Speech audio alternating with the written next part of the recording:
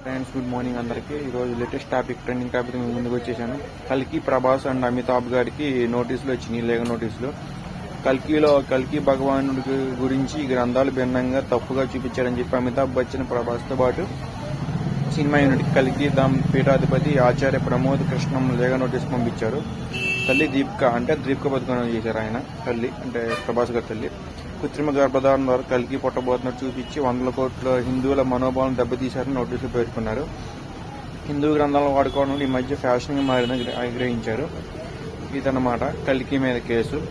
So ఇది ఎటు దారి తీస్తే మనకు తెలియదు. పీఠాధిపతులే కంప్లైంట్ ఇస్తున్నారు. మరి ఇది ఇన్ని కోట్లు హిట్ అయింది, మరి ఏం చేస్తారో చూడాలి. సో దీనిపై మీ అభిప్రాయాన్ని ఖచ్చితంగా కామెంట్ సెక్షన్ చెప్పండి. ప్రభాస్ గారి ఫ్యాన్స్ నన్ను తిట్టుకోమాకండి, ఇది మామూలుగా వచ్చిన న్యూసే మీకు చెప్పాను. Thank you so much. Friends, good morning అందరికీ. ఈరోజు లేటెస్ట్ ట్రెండింగ్ టాపిక్ మేము ముందుకు వచ్చేసాను. కల్కి ప్రభాస్ అండ్ అమితాబ్ గారికి నోటీసులు